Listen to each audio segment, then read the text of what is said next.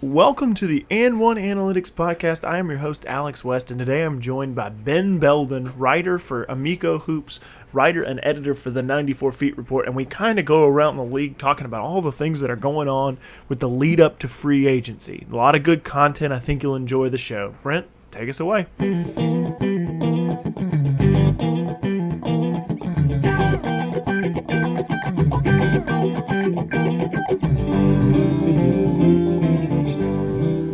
Welcome to the And One Analytics Podcast. I am here with guest Ben Belden. Ben, how are you today? I'm good. How are you doing? I'm doing very well, thank you. Tell us a little bit about yourself, like where you've worked and what you've done, and just your accolades. Right. I actually have worked for a lot of places. I'll give you the most recent ones. I write basketball at AmicoHoops.net. I'm also jumping on the 94 Feet Report podcast website type of deal that's going to be launching here on July 1st. And on top of that, I am the founder of GoldenDomerDaily.com, which is a Notre Dame blog that focuses mainly on football. We do a little bit of Notre Dame, but so if you're listening to this and you're a Notre Dame fan, check that out. All right. Before that, I just wrote at a variety of blogs and a laundry list of blogs I've written.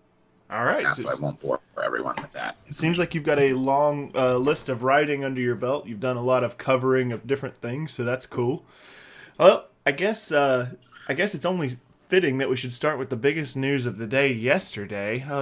What are your initial thoughts on the Chris Paul to Houston trade? I had to, I had to clear my eyes for a second. I rubbed my eyes whenever I saw the notification on my phone to make sure I was reading it right. So I was shocked. I didn't really see that coming.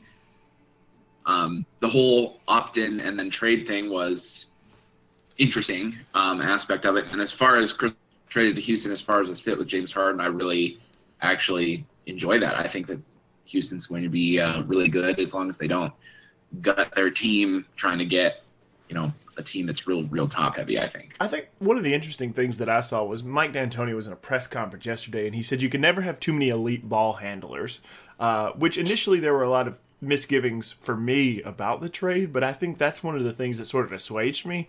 I think it's a really interesting point that in this league where shooting and ball handling and general guard play is just at such a premium, as we've seen with the Warriors and even with the Cavaliers over the past couple of seasons, that adding a guy like Chris Paul, while at first glance may look difficult because of PERs, because of usage rates, because of all those things, that possibly it actually can be quite a boon for them if it works out. Absolutely. So I coach basketball a little bit at the high school that I teach at. Okay. And, just through coaching and talking to other coaches, you don't appreciate it sometimes, but when you get a team that has multiple ball handlers and this is even at a lower level in the NBA, I don't mean to make that comparison too closely, but when you have a team where multiple people can handle the ball and you can move certain guys off the ball to actually run a play for them, that's huge. So when you've got 3-4 guys that can do that like the Warriors do, that's what makes the Warriors so good. And Houston isn't quite there because they've got really Chris Paul and James Harden at this point, and not really too many other guys that I would be comfortable putting the ball in their hands. Yeah, absolutely. Often, to create. But when you have two guys, oh no, go ahead. When you have two guys that can create at that level, I don't know. It's just such a difficult thing to stop.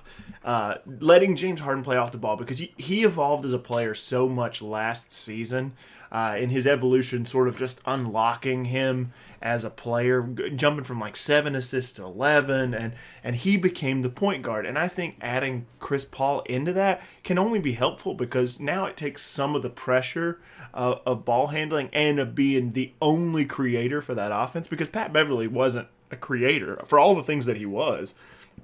He was never really the point guard for that offense. And I think so adding Chris Paul, it creates kind of a polar offense where both guys can create or both guys can play off the ball. Right. And when we saw Houston get eliminated by the Spurs in the playoffs, by the end of that series, James Harden just looked gassed. And I think that allowing him to play off the ball, allowing him to, be able to take a break where you don't think that, I watch the Cavs a lot, and pretty much any time LeBron James left the floor, especially in the finals, it was like a 10-0 run for the Warriors. Well, Houston had kind of that same problem when James Harden was off the floor. There just wasn't anyone to create any offense. Now you've at least got a second guy that you can stagger them a little bit through the middle part of the game and not wear on either of them too much, and then you've given yourself a better chance going on the stretch, I think. Yeah, I think so too. I think it's a very good trade, and I think any chance you get to trade 4 quarters for $1 in the modern NBA that you do it. I like Montrezl Harrell. I like Pat Beverly. I like Sam Decker. Like, I think there were a lot of good pieces in that trade, but they were all quarters. And Chris Paul is $1, and I think anytime you can upgrade in that way, you have to go for it, particularly with Daryl Morey, who's kind of the money ball, the idea of building a team. Absolutely, yeah. I concur with what you're saying completely. Anytime you can acquire Chris Paul in a trade, I almost, there's only a handful of guys that I wouldn't give up to get Chris Paul. Yeah. And that's a very small handful, probably even smaller than a lot of people's. As a Houston fan, you got to love it that you have Daryl Morey, who's always willing to, put his foot on the gas and go for it. So yeah, absolutely. I really like the trade in that regard. So let me ask you this question. Does this trade bump Houston into the number 2 spot of the Western Conference? Are they the second best team in the Western Conference, or are they still sort of in that 3-4 range? That's a good question. Depends on what the Spurs do. If the Spurs are, Tony Parker's health has a little bit to do with that. And I guess DeJounte Murray, who I think is going to be really good, we'll see. And I think we'll see that a lot next year. As far as his development, we'll see how far he has truly developed, because I think he's going to play a lot, and Tony Parker is going to come off the bench. But the Spurs are losing maybe Manu. We still don't necessarily know about that. Regardless, he has another year on his body. I don't know. We'll see. I think that the Spurs might have some things up their sleeves. And if they, as currently constructed, I would probably give the nod to Houston, but I still think that there's room for the Spurs to move some guys around. I know that Pau Gasol declined his option, which was big to create some space for the Spurs, but they, they're back at on a smaller deal. So, like I say, and I guess times through my little monologue here, but I just think that the Spurs could do some things to put themselves back as probably the second best team, especially considering young pieces as well. They have an opportunity to move a little bit in the next couple of weeks and sort of rearrange themselves. I'm not sure how much they will be able to with LaMarcus Aldridge wanting to maybe leave or change his role within the organization. I definitely think that Houston is the most interesting team in the Western Conference, because I think it's very difficult to beat the Warriors at their own game. And I know a lot of people say build your team in a mirror of the Warriors, but I think it's very difficult to beat the Warriors at their own game. And doing this, creating this sort of dual point guard offense where you have a bunch of guys who can shoot. You've got your Ryan Anderson, Trevor Ariza, guys who just hit knockdown shots, and then having 2 creators. That shooting 43s a game might be how you have to beat Golden State. So I'm not sure they're the second best team in the conference, but I do think that of all the teams in the Western Conference, they might have the best opportunity to beat the Warriors. If out of 7 games, in 4 of them they can hit 40% from 3, I think that might be the best shot at beating them right now. Yeah, and if you look at any level of basketball, really, like anytime that there's a team outmatched, so like if you look at March Madness, for instance, a lot of those mid-major teams that are going up against like the Dukes and the Kansas, when they win those games, it's almost always because they got hot from behind the 3-point arc. So the formula for teams with less talent to beat teams with more talent is to get hot from 3 and, like you say, shoot 40% from 3 and shoot a lot of them. Now the problem, I guess, against the Warriors is that, well, unfortunately for the lesser teams, the Warriors do the exact same thing. Yeah, they don't go cold very often. So. Yeah, that is true, and they can switch kind of everything. A double-edged sword, like you're saying. Yeah, Absolutely. All right, so that's probably enough on the Chris Paul trade. I mean, I think everybody's put their thoughts out there in a million different mediums. So let's talk about something else. Let's change gears and talk about Paul George for a little bit. Do you expect Paul George to be moved in the first week of free agency? I think he's going to go pretty quickly. Yeah. I think right now Indiana and teams like Boston are kind of just like playing the waiting game to see how the first few days of free agency go. As far as the first week, like we're putting an over/under on days past July 1st that Paul George gets moved. I don't know if it happens before July 8th or whatever, but I think he will get moved that way. I think a lot depends on what Gordon Hayward does. And I think that, the Celtics are in an interesting position. I think they're the ones that probably have the best package that they could give for Paul George with draft picks and some young players, and it doesn't completely so I think that whether or not they decide that they want to go for it next season or if they want to kind of, kick the can down the road a little bit, so to speak, is going to play a big part in whether or not Paul George gets moved to the Celtics. And if he doesn't get moved to the Celtics, then I would probably look at a team like the Cavs or something like that. But I don't think that there's any way that Paul George ends up in an Indiana Pacer uniform next year. Okay. Well, you've sort of covered my next question, but I'll adapt it a little bit. Do you think that the Lakers are in play to make a bid for George now, or do you think they're satisfied with playing the waiting game? Well, there's an interesting thing going on, and I think that the more these reports come out, I mean, there was just a report yesterday that Paul George, if he got traded to the Cavs, he would re-sign as long as LeBron stays. And the more the Lakers hear things like that, the more they probably are thinking to themselves, oh, maybe we do want to give up some assets, tear it down to the studs and just have Paul George for a season, get him here, and then keep him here by luring assets around him, which I think can work, to be honest with you. So I do think maybe that the Lakers could get in play here, especially if something becomes imminent. But I still like any plethora of packages that the Celtics can put together better than any other team. Okay, that's what I was going to say is, does a trade, I mean, I'm just not talking salaries, not talking anything else, but does a trade like Brandon Ingram and Julius Randle and a first trump anything the Celtics can offer? Because it's two young players and a pick. I mean, I know that's an astronomical price to pay, but theoretically, landing Paul George can be the first block for the Lakers to put together their own quote-unquote super team. Do you think that would be something they'd be willing to do? And if they are, do you think that that's the best offer out there, if it's such a big offer? So Brandon Ingram, Julius Randle, plus a pick. I mean, that's up there. And if I'm the Lakers, I would do it. I mean, if you have, I mean, it depends if you're trying to model after the Warriors, which I assume that the Lakers are trying to do. So if that is the case, you probably want to keep a guy like Brandon Ingram. Some might say that Paul George and Brandon Ingram's game together is redundant, but like we said earlier in the podcast, like you said actually earlier in the podcast, anytime you're giving up, 4 quarters for $1, you make the trade. So if I'm the Lakers, I would do that.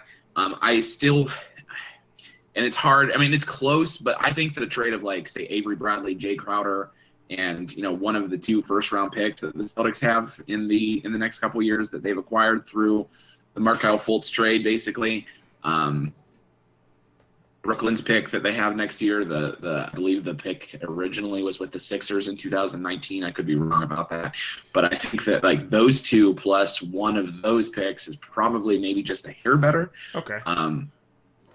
So, but then again, the Celtics might not want to throw that out there, thinking that Paul George is just one-year rental. So there are just so many layers to this whole Paul George thing. It's really hard to tell where it's going to happen. Let's talk about your Cleveland Cavaliers a little bit. Do the Cavaliers have enough pieces to land Paul George, or are they dependent on a third team? I know that the report last week was that Denver wanted to get into the mix and maybe pick up some of the pieces as a facilitator. Do you think that there is even a 1-for-1 trade out there? or well, I should say team-to-team trade, or do you think they're going to need that third piece to facilitate a deal that lands on Paul George? I definitely think they need a third piece. And because I don't think that the idea of landing Kevin Love is very enticing for the Pacers, I suppose. Yeah, I he's think that's really fair. the only guy. Yeah, and because, I mean, he keeps you, Kevin Love does, probably as like the 7 or 8 seed, but in the NBA, you don't want to be the 7 or 8 seed. You want to be bad and get into the draft, and contending. And plus, he's not on the timeline with Miles Turner. Like they're kind of kicking the can down the road. I mean, and I think a lot of teams are doing this. You're either building right now, like Houston is, or you're sort of kicking the can down the road to outlast LeBron and maybe the Warriors. And I think they're on that Miles Turner timeline of they want to be good 3 or 4 or 5 years from now. They want to put themselves in the best position. And I don't know what Cleveland can offer to facilitate a trade that will help Indiana in that way. Right.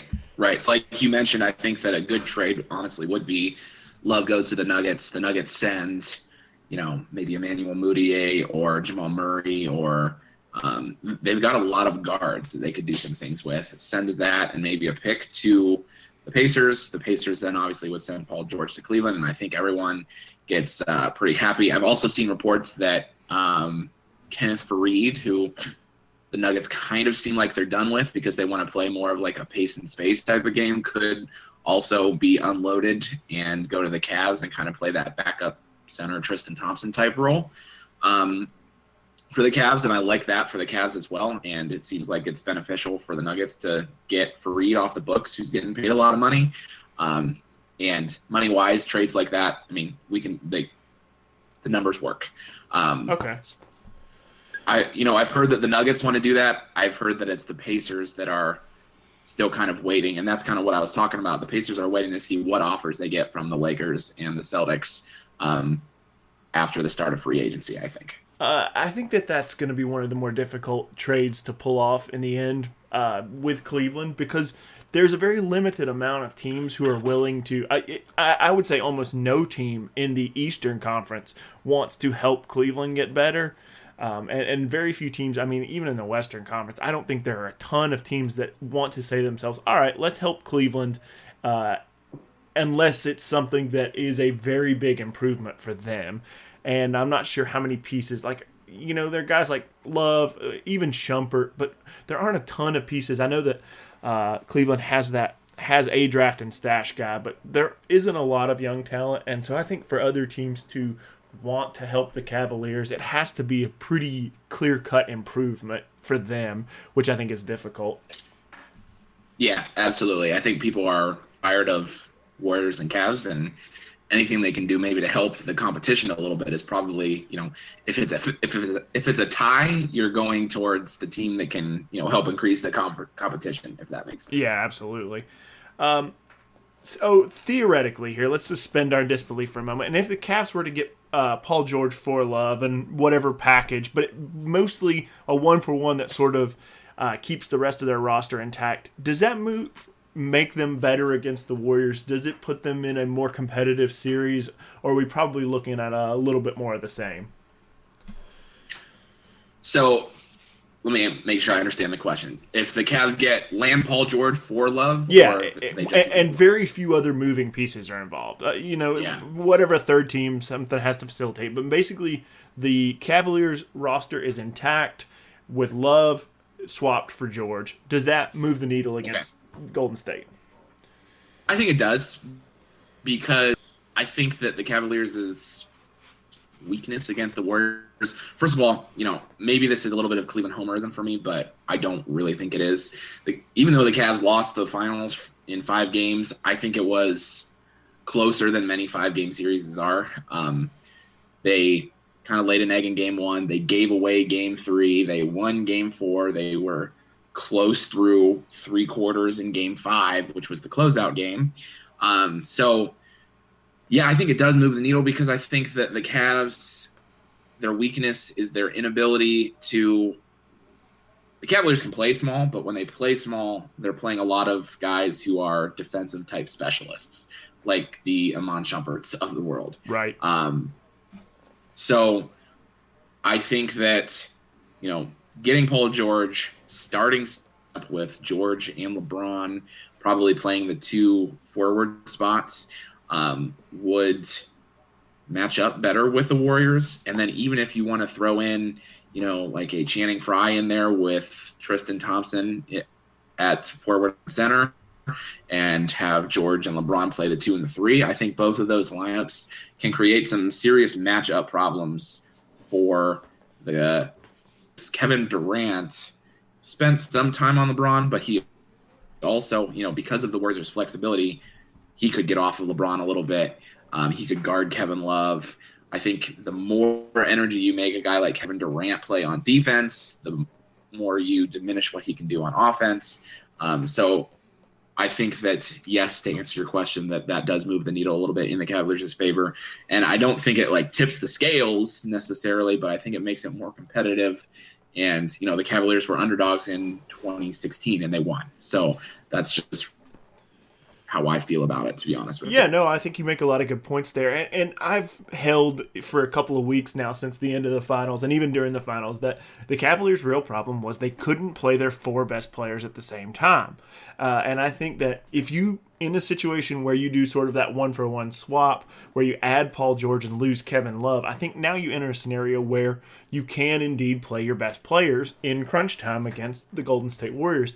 And I think Paul George adds a lot of flexibility for you to run those small lineups. And one of the lineups that I felt that they had the most success with during the finals was the LeBron at center lineup. And I think adding Paul George just makes that lineup a little bit better. They played that very small lineup with it was Kyrie and LeBron and Shumpert and J.R. Smith and one other guy who could shoot pretty well. And I think if you add Paul George maybe in there in place of Shumpert, now you have a lineup that can defend reasonably and still play that small ball style that LeBron likes to play, where he's the facilitator, but he's also the biggest guy on the floor. And so, right, and to your point a little bit, through the first 3 rounds of the playoffs, one of the best lineups that the Cavaliers put out there that they didn't put out there very much was actually Kevin Love at the center position and LeBron at the 4. I believe that lineup, and I might get this number wrong, I should have prepared for this, but I'm pretty sure that lineup was scoring somewhere in the ballpark of 140 to 145 points per 100 possessions, which is unbelievable. But the Warriors make it so that you can't play that lineup, because if you play Kevin Love at center, then they're going to go Draymond Green at center. When you're putting Kevin Love against Draymond Green is going to do better against Love defensively than Love can do against Draymond defensively. Yeah, absolutely. So that's just kind of the way I think about that. That matchup, however the Warriors finagle it, is just one that never benefits the Cavs. The only way that it would benefit the Cavs is if Kevin Love could go down on the block every single time and score against Draymond Green. He can do that a decent amount of time, but that's not how the Cavs want to play. Well, and it creates so many spacing issues because Kyrie's so dynamic at attacking the basket. Putting Kevin Love on the low block just creates so many spacing issues that the league has moved away from. With guys like, you see guys like Andre Drummond, even guys like DeAndre Jordan having less success because of the pace and space of the league. And if you start to post up Love on the low block, now you're putting another defender in the lane. You're putting a help defender a little closer to the lane. It just creates a whole web of things that the Cavaliers would rather not get involved in, I think. Absolutely. I agree. And also, by the way, I was going to tell you this earlier. We welcome your homerism on this show. It is 100% fine to let the homer show out on the show. That's what I like to hear, because I want to hear somebody passionately defending their team as opposed to just sort of towing the company line. Like, bring it on, Ben. That's what we're here for. Sounds great. All right. I'll keep that in mind. Now I have to ask you a question that you're probably not excited about at all. Does this idea of getting a bought-out Carmelo Anthony and a bought-out Dwayne Wade and sort of recreating the Cleveland Banana Boat Boys excite you at all? A little bit, to be honest with you. I think it would have storylines that would be fun to write about and keep track of. if you're not getting rid of any assets and you're adding Dwayne Wade and Carmelo Anthony, that would be fine. I mean, Yeah, okay, so that's fair. In that, now I wouldn't want to see him go. Actually at the deadline, I somewhat, I don't know, half-heartedly made a suggestion that maybe trading Kevin Love for Carmelo Anthony wouldn't be the worst idea in the world. I got kind of somewhat viciously attacked for that, but I think where I sit now, I wouldn't trade for Carmelo Anthony because I don't know. It's not even. I don't even know how to put it, to be honest with you. But if you pick him up for free, I mean, that's a lot different than trading for him. Absolutely. If the Knicks are paying him not to play basketball for them and to play basketball for Cleveland, that's a pretty sweet deal, no matter how you look at it. Right. So, when that whole Jimmy Butler thing was going on, him potentially going to the Cavs, I thought, once I heard Dwayne Wade opt in and then Jimmy Butler gets traded and things like that, I immediately kind of thought like, all right, so how do we make the numbers work to acquire Dwayne Wade? Because, even if you were swapping like Wade for Shumpert, for instance, I think that would be an upgrade because we just need offense. I think I think Shumpert's contribution on defense is less important than his deficiencies, or less impactful, I guess, than his deficiencies on offense. So I kind of thought, bring Dwayne Wade off the bench, give him Shumpert's minutes, and that's an improvement. But, you'd also have to package some other contracts, and that really wasn't a great idea either. So if they get bought out, I suppose, then yeah, add him for sure. And I think that keeps LeBron happy, which is obviously a major thing in Cleveland these days. Yeah, listen, I would not have been one of those people, and I know Twitter is a very dangerous place in general, but I would not have been one of those people that attacked you for that idea. I think that I love Kevin Love. He's one of my favorite players in the league, and I think that he's been grossly misused in Cleveland. I don't think his talents fit super well. And I think that swapping him for somebody like Anthony would have been a little bit of an upgrade because, like I said, now you can just play your best guys at the same time. And I think that that's sort of you need more small forwards and shooting guards. And if you can add Carmelo Anthony and Dwayne Wade and someone else is paying them to play for you, I think that that's, while not tremendously thrilling, I think it does create a lot of opportunity for Cleveland to be a better team than what they were last year, where they went through stretches where they just didn't have a ton of offensive creation outside of LeBron and Kyrie. And adding those guys for free would be great. Yeah, and if, especially Carmelo Anthony, if he gets bought out, I don't see him going anywhere but Cleveland, to be honest. Lala Anthony the other day was saying how he wants to stay close to their son. Cleveland and New York isn't, that big of a geographical, distance in 2017. Sure. And also when Carmelo was a free agent a couple years ago before he signed the wild amount of money contract that he signed, there were reports that he looked long and hard at the Rockets, but didn't want to go play in Houston because obviously life in Texas is so much different than life in New York City. Yeah. And I still remember that. And it seems like some people have forgotten that because they've been talking about how Melo is going to want to go to Houston if he gets bought out. I think that's somewhat ludicrous, to be honest with you. And, Cleveland, there have been movies created where the setting was New York City, but it was actually taped in Cleveland. So Cleveland looks like, obviously, it's nowhere near the size, but it looks like it has the New York feel to it. It's like a poor man's New York, I think, is what I'm trying to say. So I got you. Carmelo to Cleveland probably makes more sense to me than Carmelo to Houston, and then I can't really even think of anywhere else that would really be a place where Carmelo would want to go play, to be honest. I think from a basketball perspective, there's a lot of interest. I think maybe that people are sort of setting aside all of the real life factors when they say that Carmelo in Houston makes sense, because I think from a basketball perspective, it would be a great spot for him. He could turn into a sort of a catch and shoot guy and all those things. But I think you're probably right. I think there's probably more draw for Cleveland for him personally. Right. And maybe Boston would be one as well for Carmelo, but I don't know. We'll see. All right, let's talk about this. It's been a week now. We're a little bit further out from this, but let's talk about the Jimmy Butler trade. We were talking about kicking the can down the road and sort of changing your timeline. My personal opinion, I hold two dissenting opinions at the same time. First of all, I believe that trading for Jimmy Butler was a good move by Minnesota because, as we have talked about, you always trade 4 quarters for $1. But at the same time, I feel like there's a lot of difficulty because when you trade for Jimmy Butler, who's 28 years old, you move your timeline. Minnesota was in a position to be one of the best teams in the Western Conference 5 years from now. And I think adding Jimmy Butler sort of moved that timeline up that they want to be better in the next season, in the next 2 seasons. What do you think about, was moving for Jimmy Butler the right move for the Timberwolves? I think so, because the way the Minnesota Timberwolves' roster is constructed now, they still have the ability for growth over the next 2-3 years. And I think that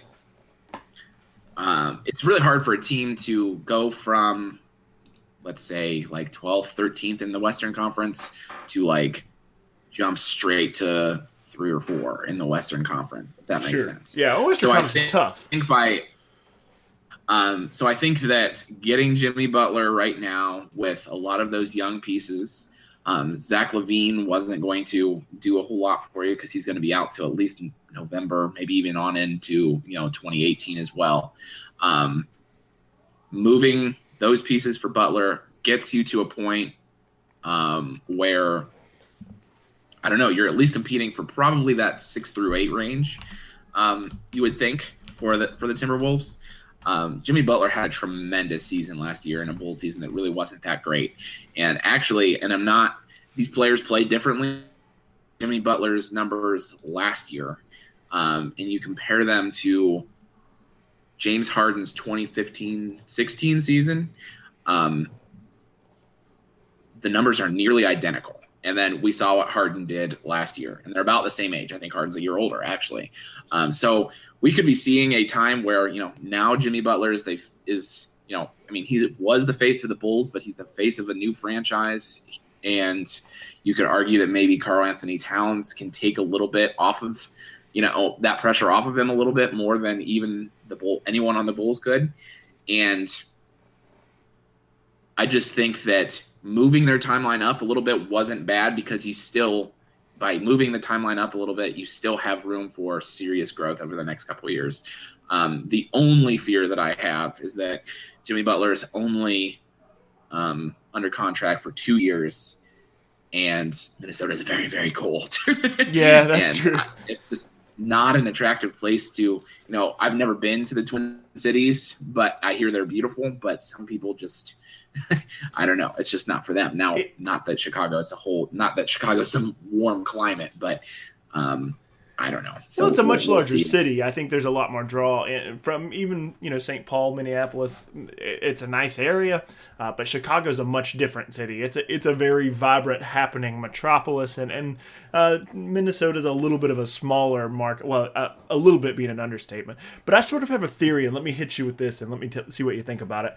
I think if Minnesota had picked 6th, they would not have traded the pick because I think that Jonathan Isaac was such a natural fit for them. Adding a guy who can play that small ball center, who's a forward who can guard a lot of things. I think that if they had picked 6th, they would not be in this predicament because they would have just taken Jonathan Isaac and been very, very satisfied with what they got out of it. But I think because they picked 7th, they weren't ready to commit to a guy like Dennis Smith or even Frank Ntilikina, that they felt like this was sort of a 6-player draft, and that once they landed in that 7 spot and finished their due diligence, I feel like that they sort of weighed their options and thought, well, if we can't get Jonathan Isaac, let's move into Jimmy Butler. That's sort of been my theory since the draft. Yeah, that's interesting because, the one knock on the Timberwolves right now is that they don't really have what I would consider to be a power forward that I'm real confident in. I guess if you look at it from the standpoint of technically Karl Anthony Towns plays center and they've been playing Gorgie Jang at power forward. Karl Anthony Towns of the two is kind of the stretch guy, but he's not he's more of a mid-range stretch type guy rather than a 3-point stretch type guy. Yeah. And obviously, like we've said, even that in today's NBA is not optimal. So seeing So I would have really liked Jonathan Isaac in Minnesota as well. I didn't really think about that. So that's a really, really good point. It'll be interesting to see if Minnesota can do anything. Either see, if Houston wants to go ahead and try to get in on the Paul George thing. Maybe they can get in on a 3-way deal and get Ryan Anderson or something like that. But it'll be interesting to see what Minnesota does with that 4 spot, or if they just stick with Jing. And that'll be interesting to see what that does for Jimmy Butler as well. So still some. Yeah, I think that the jury's still sort of out. We're on like year 10 of the jury being out on the Ricky Rubio experience. But I definitely think that they might look to move in an upgrade in a point guard position as well.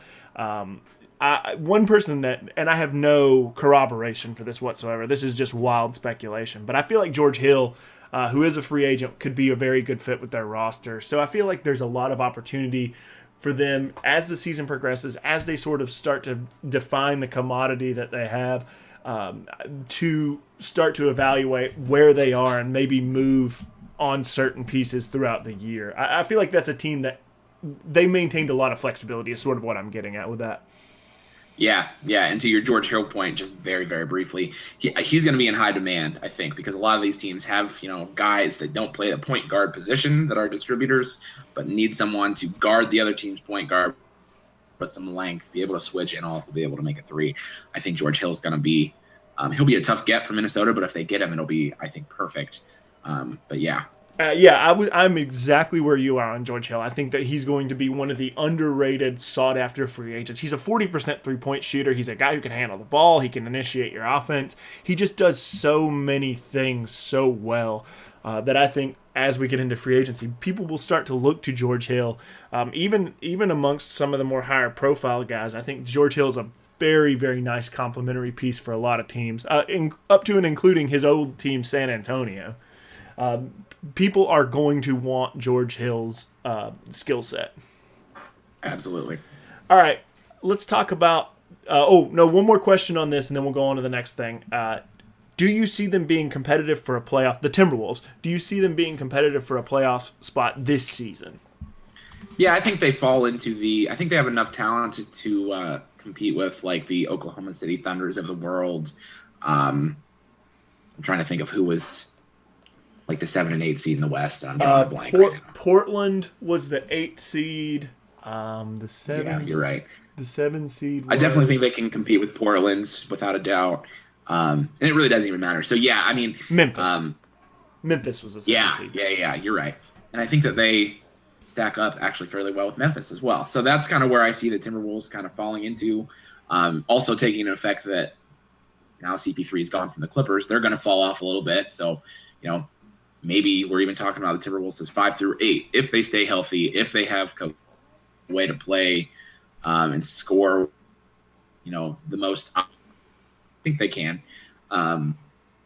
That's where I see them falling for now. All right. Let's talk about another big free agent. Will Gordon Hayward leave the Utah Jazz? I think he will. I think he's going to end up a Celtic. To be, it just seems like it's just almost too perfect that he gets to go and play for his college coach, who really put him in the spotlight, helped him develop into the player he is. Probably has some tools to help develop him further. So I think he ends up a Celtic without too much of a doubt. Obviously, if you want the lifestyle, you could go to Miami if you're Gordon Hayward. But I think that given the fact that the Celtics have max cap room, that's where he's going to land. I think that Miami's sort of a dark horse in a lot of these instances where I don't know behind the scenes what the appeal is besides obviously Pat Riley and Miami, but it seems to be that they get meetings with every guy every year. And so he's always interesting. I think they're going to probably throw a max offer at somebody. I don't know that it's going to be Gordon Hayward. It might be Blake Griffin, but I definitely think they're always lurking as a dark horse in the background to sign one of these guys. And then Spoelstra's a great coach. They have an interesting roster, and I think it's not a terrible fit for Gordon Hayward. But I tend to agree. I think Boston is the primary target for him just to get there. Do you think that there's a domino effect. A lot of people have talked about this. It's even been reported by Adrian Wojnarowski and a couple of other guys, Mark Stein, I think. Do you think there's a domino effect of Gordon Hayward coming to Boston and them making a move on Paul George? Yeah, I definitely think that, I wrote about this for AmicoHoops the other day. There's really probably 4 ways that the Celtics can get better. They can add Gordon Hayward or Blake Griffin and still trade for Paul George, because they would absorb one of those first 2 guys into a max salary, and then they would use guys on the roster to match salaries for Paul George. Paul George is really, and I say only liberally here, but he's only making like $18 million next year. So it's not like, you're trying to add LeBron James, who's making $30 million. That would be something in and of itself that would be almost completely impossible.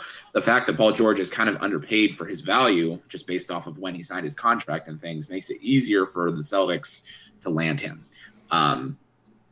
Whether or not then the Celtics want to, so if they do that, they really deplete their depth. So they would have a pretty top-heavy team. They wouldn't have a ton of depth. And the depth that they would have, we'd be talking about like Jaylen Brown. We'd be talking about Jason Tatum, Ante Zizic, who is coming over probably this year. Guys who haven't played a lot of minutes or any minutes in the case of the last 2. And then you'd be talking about maybe Marcus Smart or something like that as well. So we'll see if the Celtics want to do that. I think if they don't get Gordon Hayward, then maybe they're more compelled to give up a draft pick or 2 to go get Paul George. Or they could just say, you know what, let's just be competitive. Let's just be the 2 seed again. Or I'm sorry, they got the 1 seed, but let's be the second best team in the East again and wait maybe for the Cavaliers to dissolve or something like that. See what happens with LeBron James in free agency a summer from now. And then, based off of that, then go forward from there with their overwhelming amount of assets. So, yeah, I definitely do think that there's a domino effect based off of what Gordon Hayward's decision ends up being, and it could be good or bad for the Celtics. And it'll be interesting to see, like I say, if the Celtics think short-term or long-term based off of what Hayward does. I think that Danny Ainge has been so particularly skilled at playing the middle of the road. He has built a team that obviously got the 1 seed and made it to the Eastern Conference Finals while still maintaining a lot of that future flexibility and depth.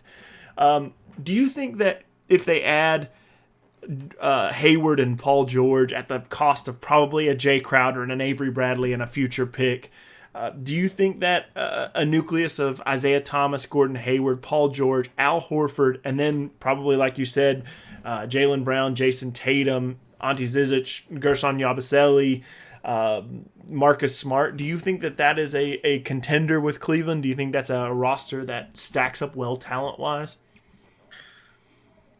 I think it does. I don't know that I would pick the Celtics in that series. I think it would be a more competitive series than the 5-game series that we saw in the Eastern Conference Finals. If you remember, Paul George, when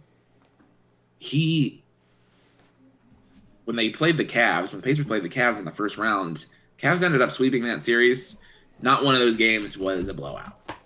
Yeah, it was a competitive and in fact, the Pacers sweep. had a 25 as far as competitive sweeps go. And when you consider what Paul George brings to a team like that, and you consider what he did in Indianapolis against the Cavs, in a vacuum, you would think that Boston actually would have the advantage, but nothing happens in a vacuum. Obviously, if Paul George comes to the Celtics, then, other things have to fall in place for it to work, and it doesn't happen in a vacuum like that. So I still, however, think that at this point, if the Cavs are healthy, especially if they, maybe they don't get Paul George, but maybe they move Kevin Love or they move a couple other pieces and get another 3-and-D type player on a lesser scale, or they get some of those buyout guys, I still think that their team, and if they can add a few guys to the end of their bench that aren't old and fading and things like that, I think that they still have the the advantage in that series. But I do think it makes them competitive, and it continues to keep them, perceived in a light of relevance where people want to go there. Boston's a really cool city. So I think that's probably what that does for the Celtics. And there's an outside chance that maybe they compete as well. They have, what they've done in that would be to has a lot of 3-and-D players, and that's always going to be very competitive in the NBA. Yeah, I think the real downfall of a plan like that, downfall may be a strong word, but I think that the real downside of a plan like that is you lose guys who were kind of X factors for you, guys like Kelly Olynyk, maybe Marcus Smart, just guys who played essential 5 and 6 minute stretches through the season for the Celtics. And while you always do make that 4 quarters for $1 trade, the thing for the Celtics is they may not be looking for $1 right now. They may be looking for $1 in 4 years, which I think the draft assets a little bit more likely to yield $1 4 years from now. And that may be a little more in the Celtics timeline. So I think the next couple of days is going to be really interesting in learning what the Celtics want to do going forward, because they are sitting firmly in the middle of the now and the future. And so I think we'll sort of get an idea of what Danny Ainge wants to do, because you will sacrifice the future to trade for Paul George, or you can sort of maintain where you're at. And I think both of those are interesting possibilities that the Celtics can do. Yeah. And I think that, the kind of underlying tone of all this, a team that we haven't really, I don't remember if we've mentioned them or not, but I'm about to, it's the Warriors, and people keep talking about this, so it's not a new concept, but it's the Warriors that is making the league scramble and reevaluate their decisions and reevaluate their timeline and things. It'll also be interesting to see, as teams gear up for the Warriors, are the Warriors going to stay where they are? Because they've got those 4 players that are all max contract or close to max contract guys. Are they going to be able, once they stop paying Steph Curry $13 million and things of that nature, are they going to be able to stay where they are based on, and are they going to be able to compete with all of these teams that are building themselves up to compete with them? So it's an interesting, potential turnover that we're going to see in the NBA in the next couple of years. Just thinking about what I just talked about, maybe you do just kind of play it conservative again and just wait to be really good in 2 or 3 years rather than be pretty darn good now and still maybe fall short. So I don't know. There's so many layers. It's like an onion. There's so many layers that you can unpeel. Oh, absolutely. We would need 5 hours worth of a podcast. That's what I was going to say. Is if we tried to dissect every possible combination, we would be here all day talking about it. But one of the things that you mentioned that really interested me is the Warriors are starting to. They'll pay Steph Curry this year. They'll probably pay Kevin Durant. Those deals start to change the structure.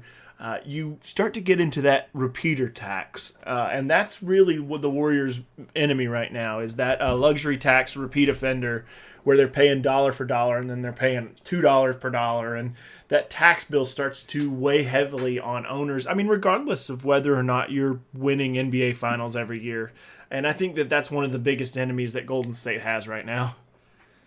Yeah, absolutely.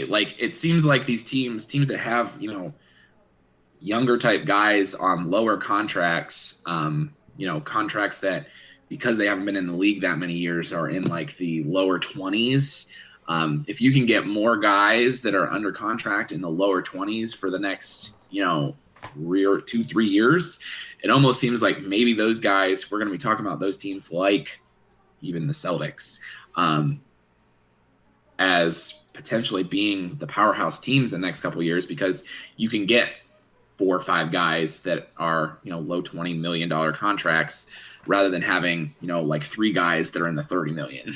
Yeah, absolutely. And I mean, that's essentially exactly what Golden State did. They got Steph on a discount. They've granted been tremendously lucky in terms of timing, but Steph's ankle injuries allowed them to get him on a discount. They developed Draymond Green. They developed Klay Thompson.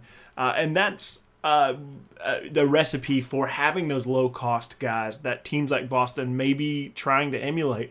I start to feel like maybe in the next 2 seasons, quietly, it probably won't get a ton of publicity and it'll probably be done a little bit in backrooms, but I feel like they start to explore moving Klay Thompson just because of that repeat offender tax line. I feel like you probably have to explore what your options are so you're not paying $90 million to the league, which is, I saw that in 2 years, 3 years, that might be the number that their tax line is, which is almost their payroll again.